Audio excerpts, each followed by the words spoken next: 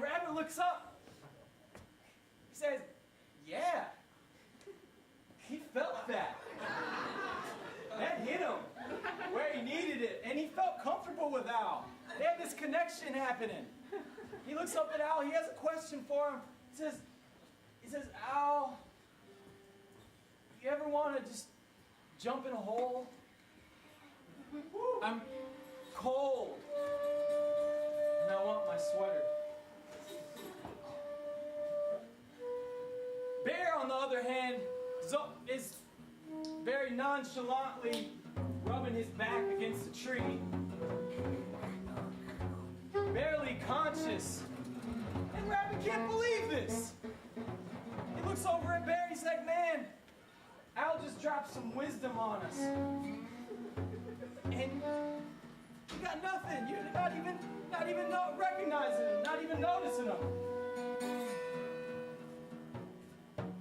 And just at that moment where he says, Bear, your head could be on the chopping block, and all you think about is your fur. Just at that moment, a strong wind gets through the trees, and leaves fly up in everyone's face. Chaos ensues. The moon goes behind the clouds, and everything goes from twilight to dark night. And the tree ghost appears after the moon comes back through the clouds, and the tree ghost says, I hate you all.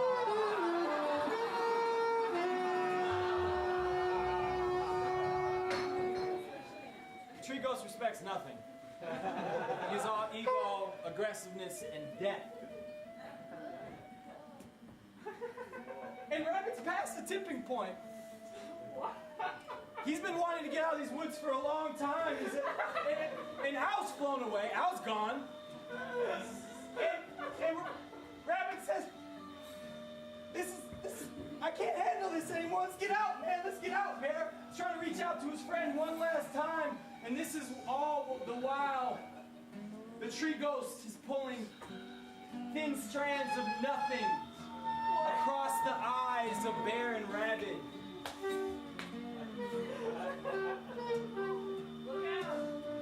This is where flies fall into this web, where they get trapped, devoured, consumed.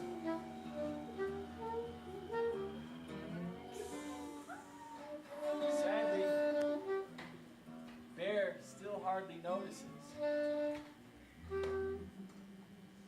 His belly's so full, he's barely conscious. And Rabbit asks him, tries to reach out to his friend one last time, Bear. Let's get out of this hole. Find ourselves another one somewhere. And Bear responds, I love holes.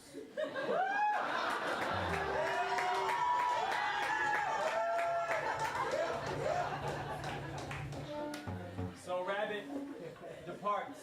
Rabbit leaves. The bond is broken. And he leaves Bear in his web of pleasure. And Rabbit goes to the Absaroka Mountains. No! But before we can bring him to the Absaroka Mountains, I need your help in creating the wind of the Absaroka that flows through the plains, through the valleys.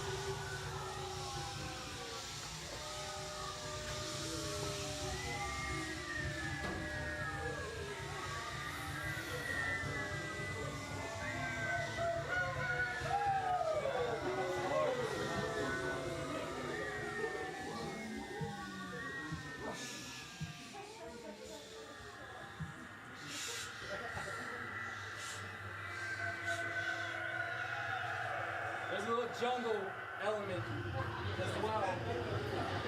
He works with, he's adaptable, you know.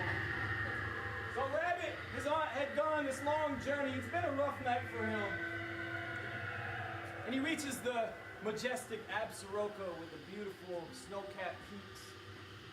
And he asks the mountains, man, you got the blues?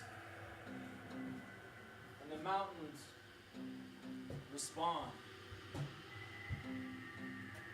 with the incredible blues guitar riff.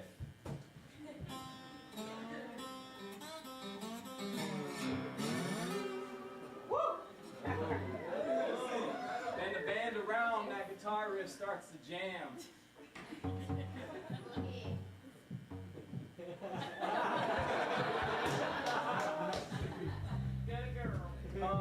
There it is.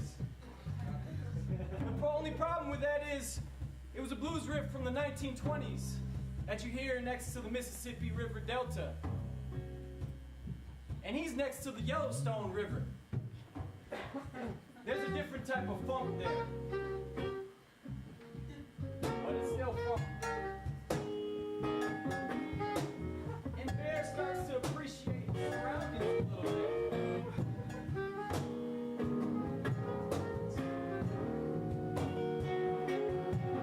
Starts to feel a little less lonely. Starts to clap with music.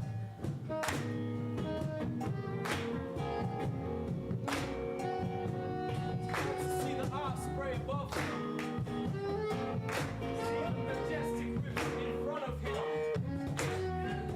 I don't need Bear.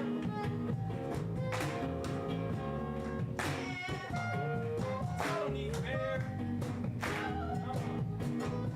No. Yeah, I don't need Bear. Sees the wildflowers around him. There's some beautiful wildflowers. Starts to eat them. Hundreds, thousands of wildflowers. He's been hungry. He's been praying for too long.